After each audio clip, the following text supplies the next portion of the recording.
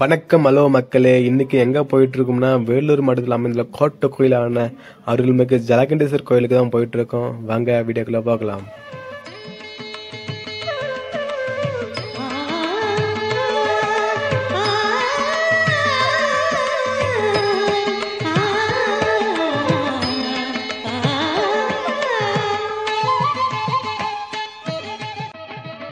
ஜலகண்டேஸ்வரர் திருக்கோயில் இது எங்க இருக்குன்னா வேலூர் மாவட்டத்தில், அதாவது கோட்டை நகரமான வேலூர் மாவட்டத்தில் பழைய பஸ் ஸ்டாப் ஆப்போசிட்ல கோட்டையில தான் இந்த கோயில் இருக்கு. இந்த கோயில் தண்ணி சிறப்புன்னு பாத்தீங்கன்னா சுத்தி பார்த்தீங்கன்னா தண்ணி, அதாவது அகலி ஃபுல்ல, அதாவது அகலி அதுல ஃபுல்லா தண்ணி நிரம்பி சென்டர்ல கோட்டையில அந்த கோயில் இருக்கு. இந்த கோயிலோட அமைப்பு பாத்தீங்கன்னா தெற்கு நோக்கி 7 நிலைகளை கொண்ட ராஜகோபுரம் மிக பிரம்மாண்டமா அமைஞ்சிருக்கு. அதன் வழியா நாம் உள்ள போகலாம் வாங்க.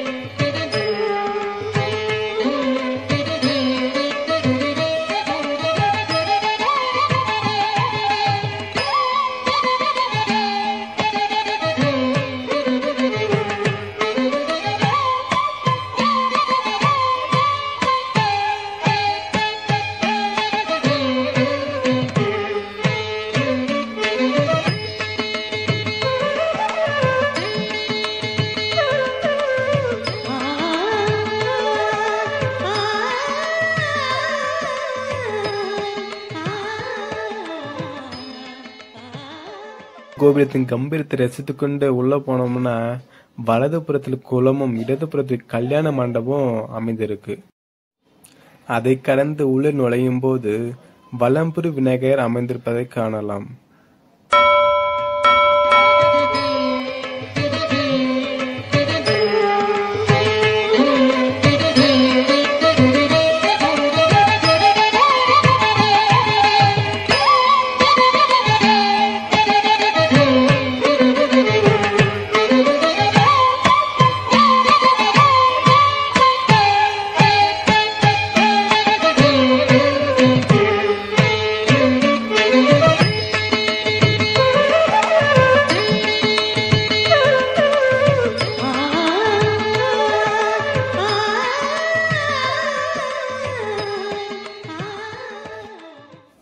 வலம்புரி விநாயகர் தரிசித்துக் கொண்டு மேலே சென்றால் அடுத்து 63 நாயன்மார்கள், பிள்ளையார், சப்த கன்னியார், வீரபத்திரர் ஆகியோர் உள்ளனர்.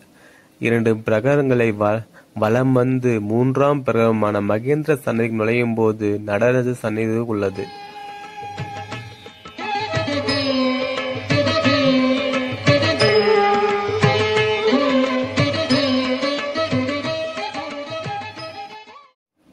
இந்த நடராஜர் சன்னதிக்கு வரும் ஒரு முக்கியமான விஷயம் நம்ம கவனிக்கும். இந்த நடராஜர் சன்னதியில இருந்து விரிஞ்சிபுரம் அருள்மிகு வழித்துணைநாதர் மார்கபந்தீஸ்வரர் கோயில் உள்ள வளாகத்தில் உள்ள அருள் தரும் மரகதவள்ளி அம்மையார் சன்னதிக்கும் இந்த நடராஜர் சன்னதிக்கும் இடையே சுரங்கப்பாதை, அதாவது அடியில வழி இருக்கு அப்படின்னு சொல்லிட்டு வாய் வழியா செவ்விலையா கேட்ட செய்தி ஒண்ணு சொல்லிட்டு இருக்காங்க. இது எந்த அளவுக்கு உண்மைன்னு சொல்லிட்டு தெரியாது. அப்ப இருந்து ஒரு செவிலை கேட்ட ஒரு செய்தி ஒண்ணு இருக்கு. ஆனா நம்மனா பார்க்க முடியாது. ஆனா மார்கபந்தீஸ்வரர், அது விரிஞ்சிபுரத்துல மார்கபந்தீஸ்வரர் அந்த கோயில் இதுல ஒரு சின்னதா ஒரு வழி இருக்கு. நான் அது சின்னதா அடிச்சிட்டு இருக்காங்க. ஆனா இப்போ சோமஸ்கந்தர், வள்ளி தேவசனா, உச்சவர் சிலை இவங்க எல்லாம் தரிசித்து கொண்டு இன்னும் உள்ள போனீங்கன்னா மிக கம்பீரமாக துவாரபாலகர், அதாவது என்ட்ரன்ஸ்லயே சிவனை பார்க்கறதுக்கு முன்னாடி என்ட்ரன்ஸ்லயே துவாரபாலகர் மிக கம்பீரமா இருக்காங்க. நம்ம திருவண்ணாமலை கோயில பாத்துறப்போ இந்த எந்த சிவன் கோயில பார்த்தாலும் அவ்வளவு இதோ அதே சேம் இந்த செட்டப்ல இந்த கோயிலும் இருக்கு.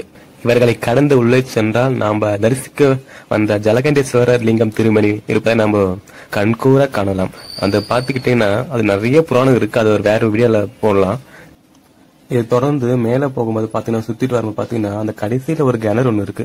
அந்த கிணத்துக்குன்னு பல புராணங்கள் இருக்கு. அதாவது நம்ம நினைச்சிட்டு அந்த கிணத்துல ஒரு காயின், அதாவது காசு போட்டோம்னா அந்த காசு மேல மிதக்குச்சுன்னா நம்ம நினைச்சது நடக்கும் அப்படின்ற ஒரு இது இருக்கு. அது மட்டும் இல்லாத அந்த கிணத்துக்கு கீழே ஒரு பெரிய, அதாவது இந்த எந்த அளவுக்கு மேல கோயில் இருக்கோ அந்த அளவுக்கு அந்த கிணத்துக்கு உள்ள கோயில் இருக்குன்னு சொல்லிட்டு இதே மாதிரி செவியலான ஒரு செய்தி தான். அதாவது அந்த காலத்துல அந்த இந்த சுவாமிக்கு தேவையான நகை ஆபரணங்கள்லாம் மறைச்சு வைக்கிறதுக்கான ஒரு இடமா வந்து அதை உள்ள வச்சிருந்தாங்க அப்படின்னு சொல்லிட்டு சொல்றாங்க அந்த கிணத்துக்கு அடியில. அது மாதிரியான ஒரு செய்தி ஒண்ணு இருக்கு. அந்த கிணத்துக்கு பக்கத்திலே, அதாவது மேல பாத்தீங்கன்னா கங்கை பாலர் ஈஸ்வரனும், அதற்கு பக்கத்துல கால பைரவரும், அப்புறம் பார்த்து சனீஸ்வரனும் நந்திவர்மனும் அங்க இருக்காங்க. அந்த கிணத்துல இருந்து பாத்தீங்கன்னா அங்க மேல லிங்கம் இருக்கு. அதுதான் சொன்னது பாலர் ஈஸ்வரன் சொல்லிட்டு. அந்த ஈஸ்வரனுக்கு பாத்தீங்கன்னா அபிஷேகம் பண்றாங்க. அந்த கிணத்துல அந்த கங்கை நீரை வச்சு அபிஷேகம் பண்றாங்க. அது நாம எல்லாருமே பண்ணலாம். யார் கோயிலுக்கு போறோம் எல்லாருமே 20 ரூபாய் கொடுத்து 10 ரூபாய் கொடுத்தோம்னா அவங்க அந்த தீர்த்தம் வச்சிருப்பாங்க. அதுல எடுத்து நம்ம அபிஷேகம் பண்ணலாம்.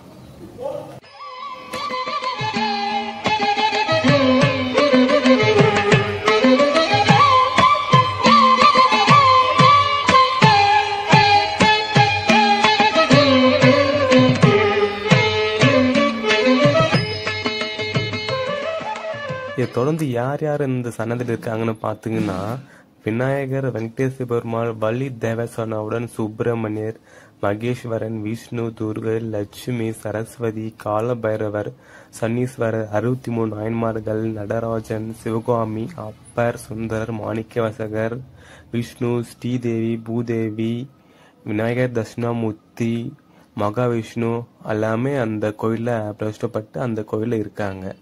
இந்த கோயிலோட மூலவர் யாருன்னா ஜலகண்டேஸ்வரர்னு பார்த்தோம். அதே மாதிரி இறைவி யாரு அப்படின்னு பாத்தீங்கன்னா அகிலேண்டேஸ்வரி.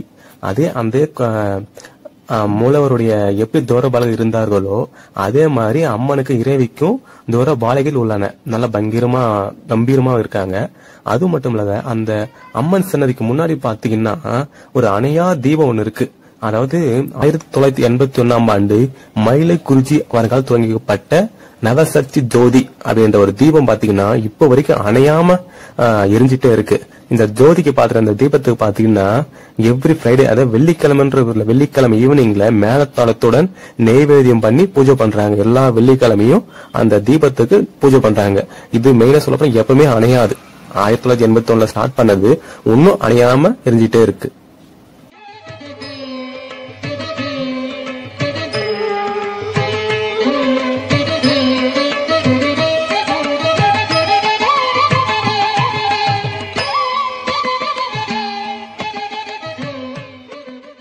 இந்த கோயிலுடைய சிறப்புன்னு பாத்துக்கிட்டீங்கன்னா பிரம்மா, விஷ்ணு, சிவன் ஆகிய மும்மூர்த்திகளும், பார்வதி, லட்சுமி, சரஸ்வதி ஆகிய மூதேவிகளும் அருள் தலமாக இது விளங்குகிறது. அது மட்டுமல்லாத கார்த்திகை தீபத்தன்னைக்கு பாத்தீங்கன்னா மும்மூர்த்திகளும் ஒரே பல்லாக்குல வலம் வருவாங்க. அந்த மாதிரியான ஸ்பெஷல் இந்த திருத்தலத்துல இருக்கு.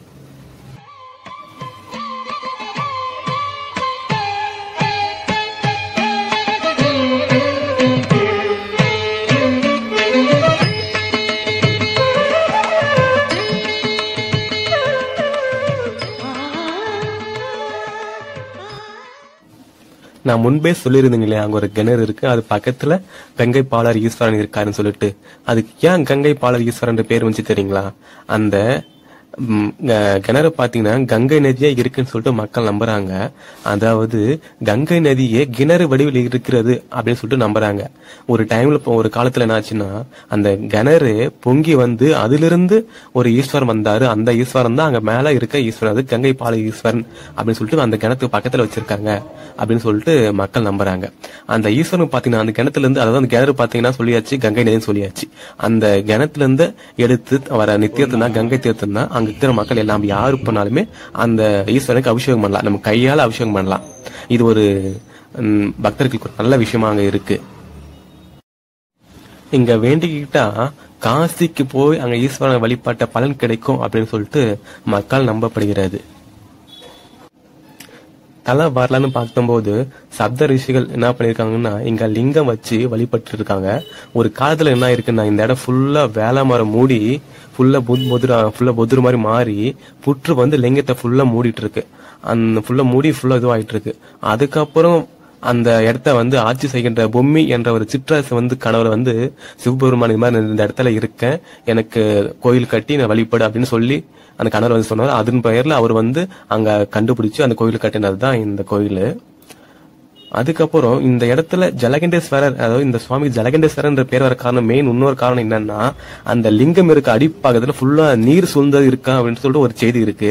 அந்த நீர் அப்படிதான் ஜலன்னு சொல்லுவாங்க இல்லையா, அதனாலதான் அந்த நீர் இருக்கிறதுனால ஜலகண்டேஸ்வரர் என்ற பெயர் வந்துச்சுன்னு சொல்லிட்டு ஒரு பெயரும் இருக்கு, ஒரு செய்தி இருக்கு.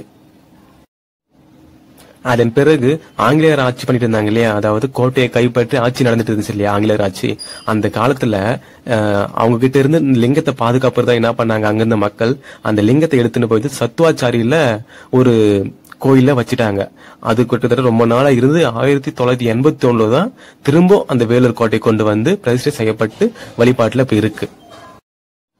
இந்த கோயிலை சுத்தி வரும் பாத்தீங்கன்னா பல தூண் இருக்கு. அந்த தூண்ல பாத்தீங்கன்னா ஒவ்வொரு புராணங்கள், அதாவது பழைய காலத்துல சொல்லுவாங்கல்ல புராணம், அதாவது கிருஷ்ணர் பாத்தீங்கன்னா வெண்ணைய திருந்த மாதிரி, அந்த மலையை தூக்குன மாதிரி, அது மாதிரி சின்ன சின்ன விஷயம், பெரிய அந்த விஷயம் எல்லாமே ஒரு தூண்ல அடிக்கிறாங்க. அது பெரிய அந்த சின்ன தூணு தான். அந்த தூண்லயே ஒரு புராணத்தை, ஒரு புக் அளவுக்கு புராணம் இருக்கும், புக் அளவுக்கு எழுதக்கூடிய ஒரு புராணமே அந்த தூண்ல இருக்கு. நீங்க போனீங்கன்னா கோயிலை மத்தியும் பார்க்காம சாமி அந்த கூல சுத்தி வெளியே பிரகாரத்துல தூண் இருக்கு, அதெல்லாம் பார்த்துட்டு அந்த மண்டபம் இருக்கு, அந்த வசந்த மண்டபம் இந்த சைடு இருக்கு, ரைட் சைடு போகும்போது ரைட் சைடுல இருக்கும். கல்யாண மண்டபம் லெப்ட் சைடு, கல்யாண மண்டபம் பார்த்து அவ்வளவு பிரம்மாண்டமா இருக்கும். அத ஒவ்வொரு தூண்லயும் ஒவ்வொரு இதுவும் இருக்கும், சொல்ல முடியாத அளவுக்கு மிக பிரம்மாண்டமா இருக்கும். அதெல்லாம் பார்த்தா எனக்கு என்னை கூட பார்க்க முடியாது, நினைச்சு கூட பார்க்கலாம், அந்த அளவுக்கு ஒரு அற்புதமா இருக்கும். நீங்க நேர்ல போயிட்டு அதெல்லாம் பார்த்து ரசிங்க. அதுதான் நாங்க நேர்ல போய் பார்த்தா ரொம்ப ஃபீல் பண்ணி அதை ரசிக்க முடியும் என்னுடைய இது. ஓகே மக்களே, நெக்ஸ்ட் ஒரு புதிய வீடியோ மூலமா உங்களை சந்திக்கிறேன். பாய், வணக்கம், நன்றி.